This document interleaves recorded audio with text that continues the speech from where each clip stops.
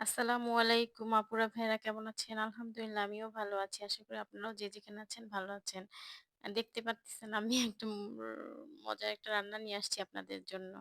এটা হচ্ছে সবজি রান্না হোটেল স্টাইলের। আমি অবশ্য খুবই পছন্দ করি আমার বাসায়।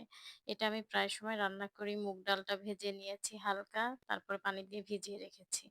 এবার হচ্ছে পেঁয়াজ, কাঁচামরিচ এবং তেজপাতা, রসুনটা আমি ছেঁচে দিয়েছি অনেকগুলা রসুন। এবার হচ্ছে ভালোভাবে ভাজতে হবে। ভাজা হয়ে গেলে এবার হচ্ছে আমি পাঁচফোড়নটা এড করে দিয়েছি। অসম্ভব একটা ফ্লেভার আসে পাঁচফোড়ন দিলে অনেক মজা হয়। সবজিটা অসম্ভব মজার। আপনারা ট্রাই করে দেখতে পারেন। এবার হচ্ছে লাল, লাল হয়ে গেলে আমি হচ্ছে হালকা পরিমাণে হচ্ছে একটু আদা বাটা এবং জাস্ট একটু জিরা বাটা ১ চামচ ২ টা মিলিয়ে দিতে হবে। হালকাভাবে নাড়তে হবে। একেবারে ভাবে নাড়া হয়ে গেলে পেঁয়াজটা লাল, লাল হয়ে যাচ্ছে। এবার হালকা করে একটু হালকা পরিমাণে হলুদ এড করব। এবার হচ্ছে মুগ ডালটা এড করে দিয়েছি।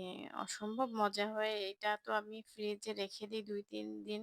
পরোটা বা রুটির সাথে খুবই মজা লাগে। আপনারা অবশ্যই বাসায় ট্রাই করতে পারেন। অসম্ভব মজা হয় এই শীতে সবজি দিয়েই ডাল রান্নাটা। অসম্ভব ভালো লাগে আমার কাছে। তারপরে ভালোভাবে নাড়তে হবে। ডালটা ফুটে এলে এবার হচ্ছে আপনার সব ধরনের সবজি। আমি তো ৬-৭ আইটেমের সবজি একসাথে নিয়েছি। এবার হচ্ছে সবজিগুলাকে দিয়ে দিলাম। ভালোভাবে কষাতে হবে সবজিটা এবং ডালটা একসাথে।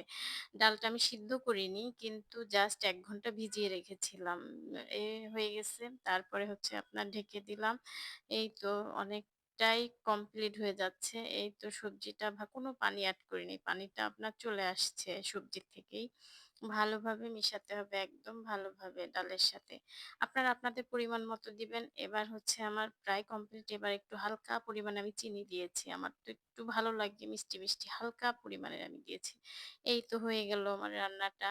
আজকে এই পর্যন্তই। আল্লাহ হাফেজ।